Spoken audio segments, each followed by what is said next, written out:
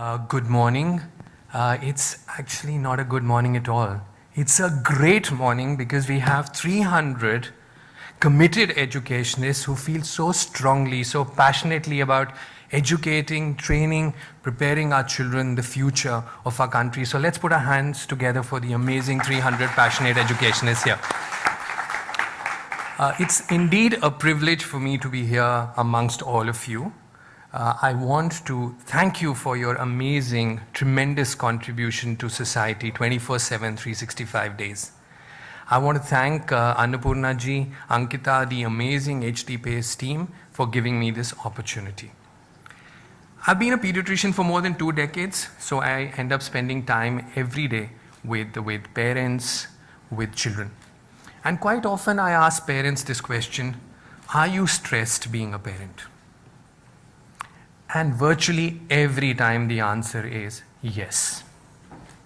It doesn't matter whether you are the CEO of a company, a sports star, a teacher, a doctor, an IT professional. It doesn't really matter because when you come home from work, you're just a parent. Nothing more, nothing less. When news of President Obama being awarded the Nobel Peace Prize was made, his elder daughter Malaya went up to the president and said, "Daddy, you won the Nobel Peace Prize and it's Bo's birthday today." Bo, incidentally, is the dog the president had presented to his daughters. And Sasha, the younger sister, came up and said, "Daddy, we also have a 3-day weekend coming up. So you could be the president of the United States and be awarded the Nobel Peace Prize, but for your daughters, you're just daddy, and they want to share what's important for them for that day."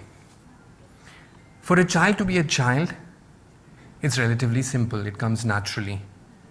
But for an adult to become a parent, it's quite another story.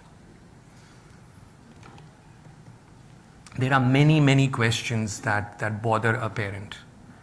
Will my child be able to live up to the genetic potential with which he or she has been born? Will my child learn to distinguish between the good and the bad, follow the right path? Will my child be able to forge relationships, positive, meaningful relationships? Will my child be successful at work? Will my child follow some of the values that I believe are important? Will my child leave the world a better place than he or she found it? The list of questions is limitless, but there is one underlying sentiment, and that sentiment is, will I fail as a parent? Now, how does one prepare a child to face this difficult world? Well, it's great to talk. It's great to be able to have a conversation with your child, but given the complexities of life and the fact that gadgets rule us, it's very difficult to find time even with a 3-year-old who has more time for gadgets. So how do you communicate with a child that has no time to hear, forget alone, listen? Each one of us has learned so much in life through our experiences. We've been hurt, we've fallen, and then we've decided to stand up and walk again. And there is just so much that we can share through our own experience. We don't want our children to make the same mistakes, do we? But then we must realize what Charles Wadsworth had once said. By the time a man realizes that his father was right, he has a son who thinks he's wrong. So the moment you say, "in my experience," the child considers this as a sermon and doesn't want to hear. We could give them books to read. After all, who you will be 5 years from now is decided by the company you keep and the books you read. But there is some interesting data that has emerged recently that children don't really like to read very much, and this is some research done in the United Kingdom. Only 3 young people out of 10 read in their own time. More than a fifth of them rarely or never read in their own time. More than half of them prefer watching television. And nearly a fifth, and this is very worrying, would be embarrassed if their friend saw them reading.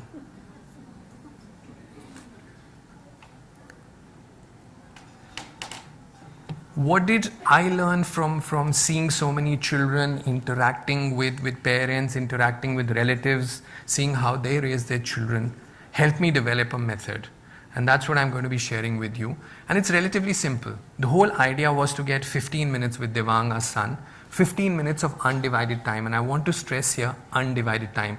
It doesn't mean time when you have your BlackBerry or your cell phone and you are actually checking WhatsApp and emails and texting and saying, I'm listening. And the child says, you're not listening. And you say, no, I'm listening. I can multitask.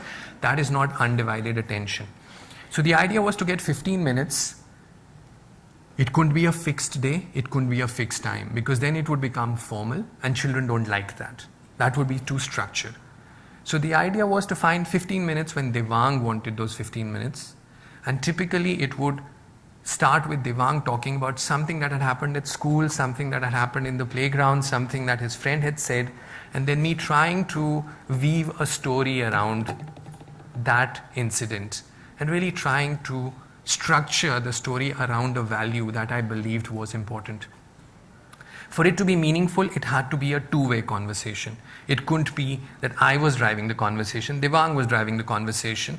So we would then go on to the internet, we would go on to Wikipedia, we would go on to YouTube, we would try and talk about whatever he wanted to talk about, and we would continue this for as long as he wanted. So sometimes it could be half an hour, 45 minutes, 1 hour.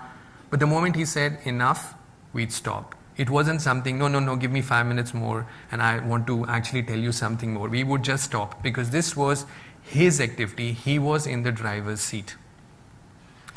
Let me give you a few examples.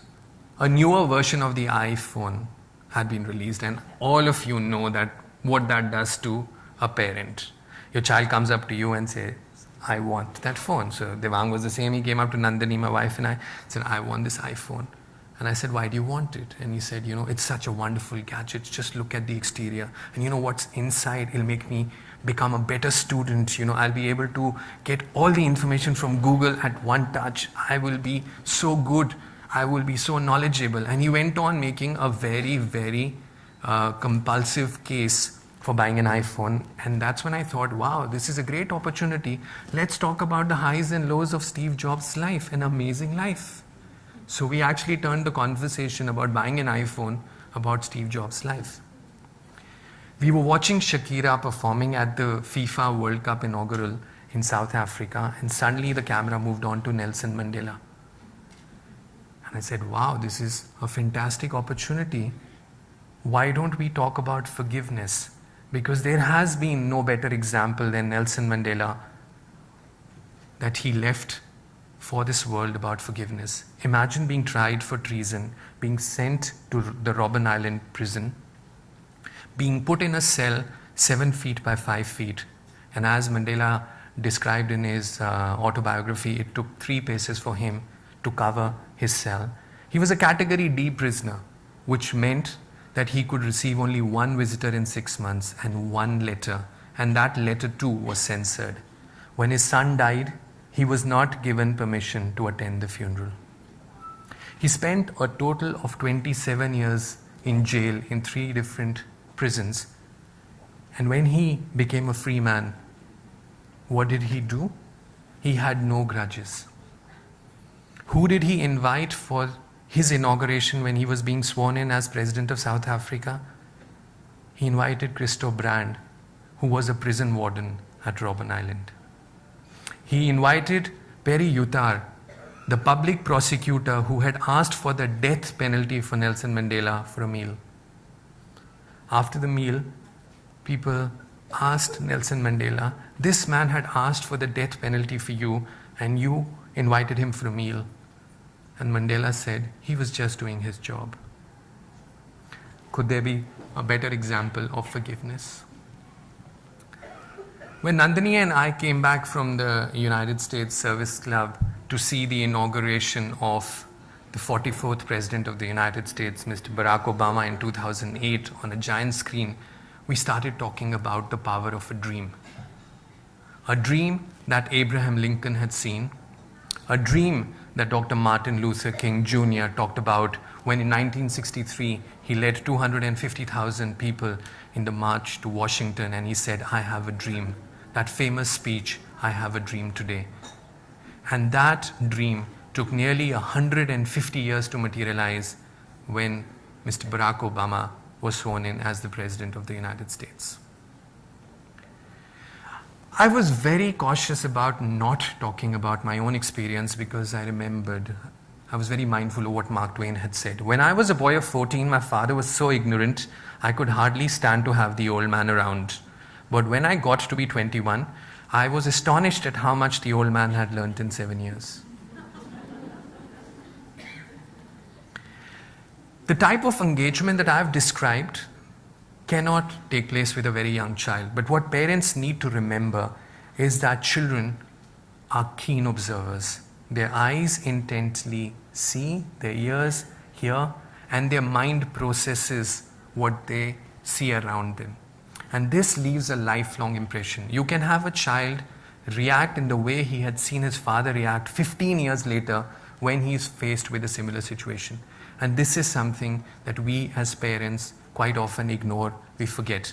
And Jim Hansen said it so well when he said, kids don't remember what you try to teach them, they remember what you are. I believe there are 18 values that can help prepare a child to face the world. Some people might say that there are too many, others might say there are too little. But 18 is what I came up with. And I'm going to talk about 5 of these values today. Humility. Mahatma Gandhi had said that humility is a virtue that must exist in an individual before other virtues can emerge. So it helps bring in other virtues. Mahatma Gandhi was traveling by train to Porbandar once, and we all know that he used to travel third class. So in the compartment came an individual. He sat down next to Mahatma Gandhi. He decided that he wanted to take over more space than his seat would allow. He decided to lie down. He started putting his feet next to the Mahatma. He even pushed him and put his feet on his lap, but Mahatma Gandhi said nothing. This went on all night, and in the morning when the train reached Porbandar, this gentleman got up and said, you know why I've come to Porbandar? I've come to Porbandar to meet Mahatma Gandhi, not realizing that he had spent the entire night in the compartment with Mahatma Gandhi. So as Gandhiji got off the train, there were thousands of people there to greet him, and this is what made that man realize, what have I done? So he fell to Mahatma Gandhi's feet, asking for forgiveness, and Mahatma Gandhi said that it doesn't matter who the other person is, you must treat everyone with the same degree of respect. As a pediatric gastroenterologist, I look after children with serious liver problems, liver failure, and many of them end up requiring a liver transplant, as all these children from different parts of the world in this slide that I've put together. I like to spend time with the families and the child to get to know them a bit better. I do that with every child. And I distinctly remember Hamza Akhtar. He was a 6-year-old boy who was referred to us from Lahore in Pakistan for a liver transplant. So I asked Hamza's family, what is Hamza like? And his dad says, Hamza loves cricket. But because he has liver failure, he has jaundice, he has weakness, he doesn't have the energy to play anymore, but he's really good. But whenever there's a cricket match on television, he's just glued to the television. 2 days before the transplant, as I was just leaving after my round, Hamza stopped me and said, Dr. Sibal, can I ask you for something? So I said, yes, Hamza, tell me. And Hamza said, I want to meet Sachin Tendulkar. He said that I saw on the television that the Indian cricket team is playing a test match in Delhi and Sachin is in Delhi. Can I please meet him?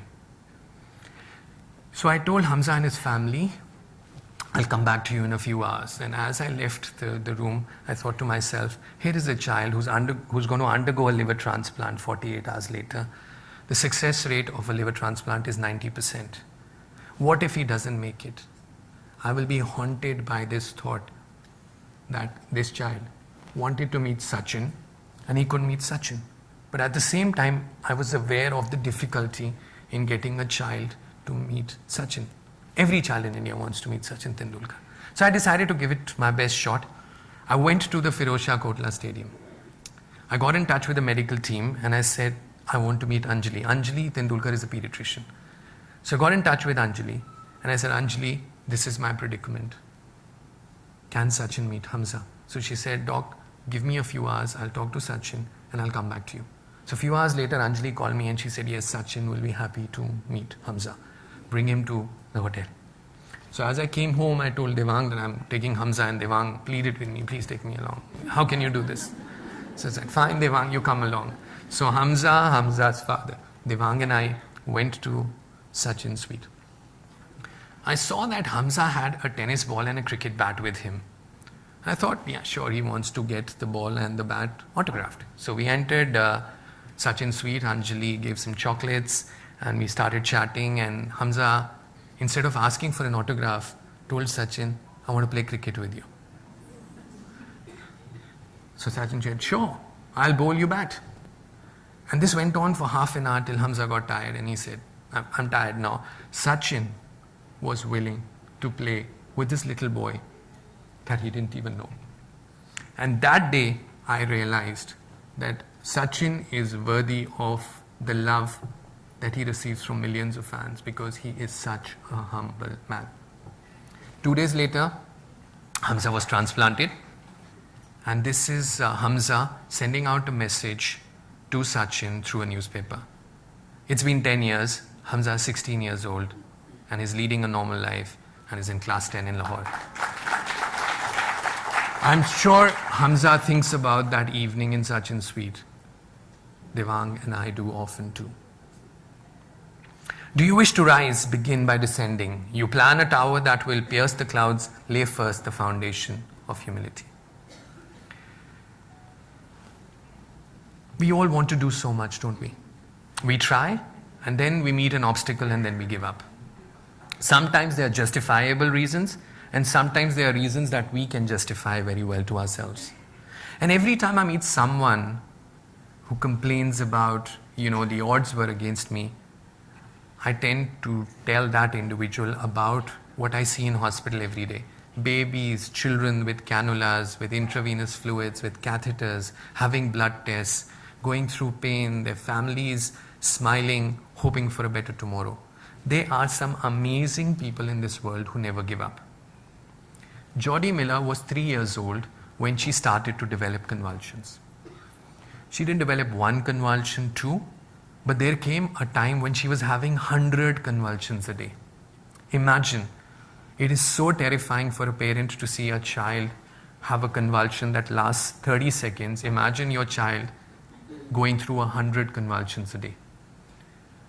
The neurologist told the family that this child has a condition called Rasmussen's encephalitis. It's a very rare condition. It's seen in 1 to 500,000 to 1 million children. A normal child suddenly gets affected, develops convulsions. The convulsions get worse. They're typically related to one side of the body. The child then develops weakness, and the quality of life is miserable, absolutely miserable. So they went from doctor to doctor, and then they finally went to this neurosurgeon who said that there is a treatment for Rasmussen's encephalitis, because multiple medicines had been tried, a combination of 2, 3, 4, 5 anti-convulsion medicines. And he said the treatment's called radical hemispherectomy.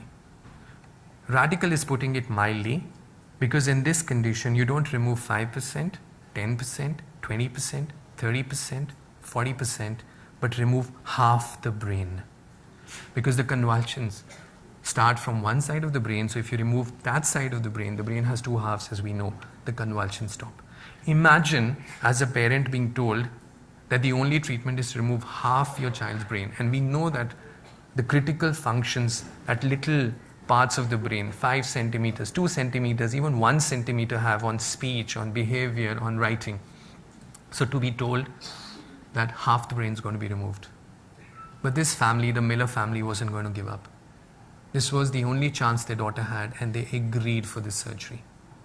So half of Jodie's brain was removed.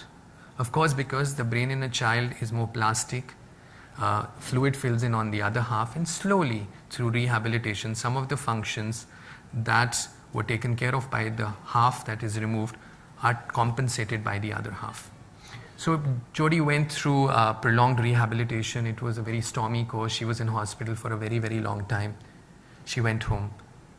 She graduated from primary school. She went to middle school, graduated from middle school, went to high school, finished high school, This is Jodi, and she wants to be a teacher like all of you. If Jodi and her family didn't give up, can any of us give up? We must accept finite disappointment, but never lose infinite hope. We all, not all, but most of us deal with failure in a very negative fashion. We get angry, we get frustrated, we feel hopeless, we get really upset. If we don't get the promotion that we wanted, if we don't get the assignment we were hoping to get, it's like the heavens have come down. And our children are the same. If you don't become a part of the declamation team or the football team, or you don't become a prefect, it's a calamity, isn't it? People react very, very negatively to it. But then there are some examples of people who really react very differently when faced with failure. There was this young lady whose life was full of troubles. So she went to her mother for advice. So the mother heard her, and the mother said, let's go to the kitchen. She brought out 3 pots, filled them up with water, put them on the stove, and got the water to boil. After a while, she put carrots in one pot, she put eggs in the other, and coffee beans in the third. A few minutes after the water had boiled, she shut off the stove and asked her daughter, what do you see? So the daughter said, well, I see boiled eggs, I see carrots, and I see coffee. So the mother said, observe more closely. She said, okay, Mom, I can see hard-boiled eggs, I can see soft carrots, and the coffee smells great. So the daughter was explained by her mom that the eggs went in soft on the inside with a hard shell, but the boiling water made them hard on the inside. The carrots were strong and hard, but the water made them soft. But look at the coffee bean. It changed the water, it changed the color, it changed the aroma, it changed the taste. So what would you want to be, my daughter? Eggs, carrots, or coffee beans? Imagine dropping out of college, establishing a company at the age of 21, a company that was valued at $2 billion with more millionaires ever in history, being thrown out of that company, forming another company, and coming back 10 years later to head the same company that you founded and you were thrown out of, and making it the most valuable company in the world. So when Steve Jobs was thrown out of Apple, he behaved like a coffee bean. He started a new company called Next. He bought an animation studio called Pixar. Pixar's produced films like The Toy Story, Incredibles. And 10 years later, he was invited to become the CEO of Apple again. At a Stanford speech, Steve Jobs said this in 2005, I'm pretty sure none of this would, Next, Pixar, his return to Apple, the iPod and iTunes have happened if I hadn't been fired from Apple. It was awful tasting medicine, but I guess the patient needed it. Develop success from failures. Discouragement and failure are 2 of the surest stepping stones to success. We all want to change so many things, don't we? We want to change the rules, we want to change school times, we want to change when the summer vacation happens, we want to change the way business is conducted. And in our quest for change, we change professions, we change cities, we sometimes change countries, continents, we even change spouses. But in this quest for change, we always put the onus of change on the other person, on someone else. And that's so true of our children as well. They want others to change. Very few of us believe in being the change we want to see in the world. There was a lady who was very concerned about the amount of jaggery her son ate. And she took her son to Mahatma Gandhi. And she told Mahatma Gandhi, please advise my son not to eat so much jaggery. So he listened to the lady and said, come back a few days later. So a few days later, the lady and her son went back to Mahatma Gandhi, and Mahatma Gandhi said to the boy, "You should not eat jaggery, it's bad for your health." So the lady was very surprised. She said, "If you had to say this, why didn't you say this the first time?" And he said, "I used to eat a lot of jaggery. I needed to stop eating myself to be able to advise your son with conviction." Suhasini Mistry was one of 14 children. 7 of her siblings had died. At the age of 12, she was married. She had 4 children. When she was 23, her husband died because of inability to gain access to medical attention.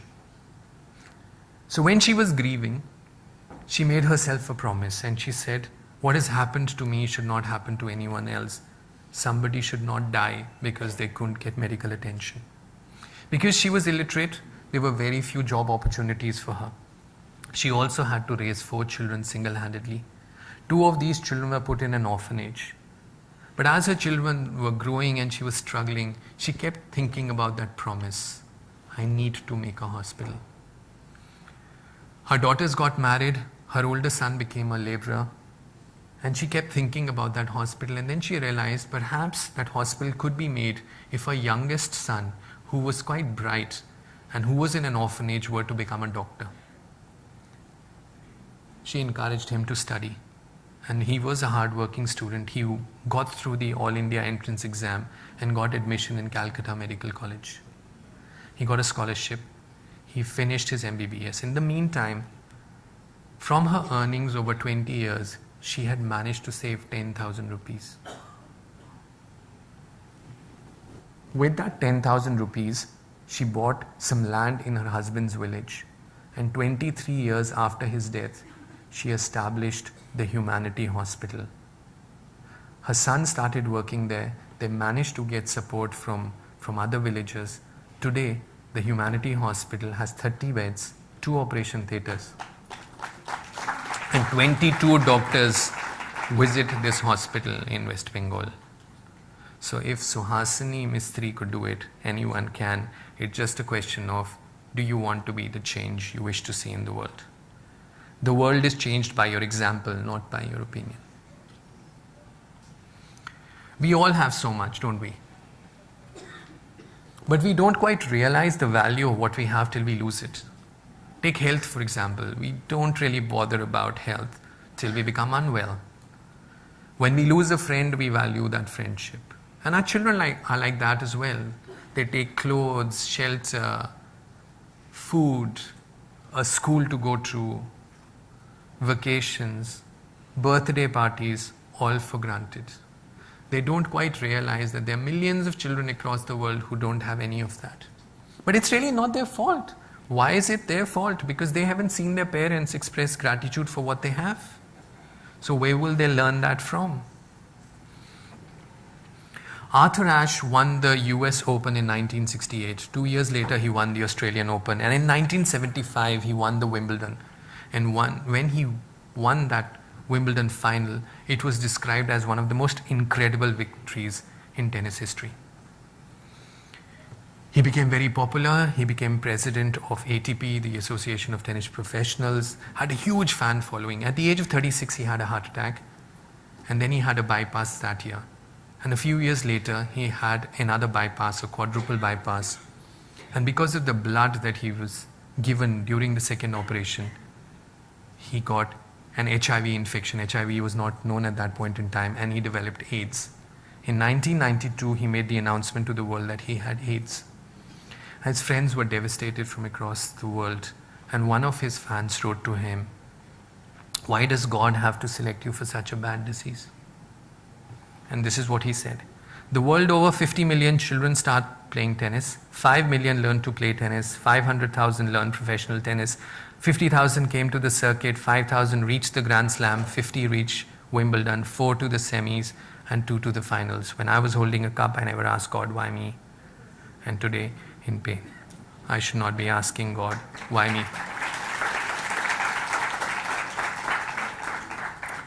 Gratitude unlocks the fullness of life. It turns what we have into enough and more. It turns denial into acceptance, chaos to order, confusion to clarity.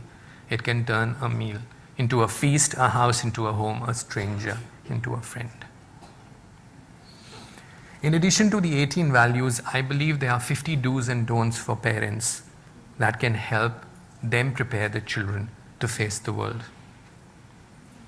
And I'm just going to touch on a few of these. Be a dreamer. Parents need to encourage children to dream. We quite often don't do this. We should help fulfill the dreams of our children to the extent possible.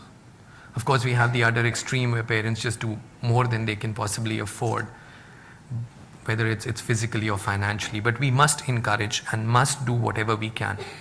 We must not kill our children's dreams. And it's very, very important. Just because I couldn't do something does not mean my child can't do that. And my experience shows that it's really hard is irrelevant. Parents should not expect their children to fulfill their dreams. This is a problem in India. I couldn't become a scientist, so my son must become a scientist. Well, the son might want to be an artist. It's not really for your child to live your dream. You had your own dreams. Your child has his or her own dreams. Making others happy. And we must realize that we signed up for it when we became parents. It's our job to make our children happy. It really is. It's part of the job description. But honestly, it's not part of the job description of the child to make his or her parents happy. We assume this. If we make our child happy, he might or might not make us happy, but we should not keep saying this to children, you don't make me happy. It's really not their job. They didn't opt for it. We did. Giving. We should help our children discover the joy of giving. In my clinic, I have a jar full of candies. And a girl will always ask for another candy for her brother or for a sister. I'm waiting for the day when a boy asks for a candy for his sister. So parents of boys have to start earlier and try harder if they have to introduce their child to the joy of giving. And every time a child gives something without the desire to be seen to be giving, we must be lavish in our praise. That is very, very important. Over the years, I've seen and interacted with many dads. Some of them are good dads, some of them are amazing dads, some of them are great dads. But even the greatest dad is a wee bit of a mom. Because a mom would not do what a dad can do. And Gandhiji said this when he said, a man can never be a woman's equal in the spirit of selfless service with which nature has endowed her. A few days ago, a friend sent me a WhatsApp message, and this was a message about a little girl in an orphanage in Baghdad. Her parents had died. And it was night time, and it was time for her to sleep. So she took off her shoes, drew a picture of her mother, and went to sleep in her lap. Thank you very much.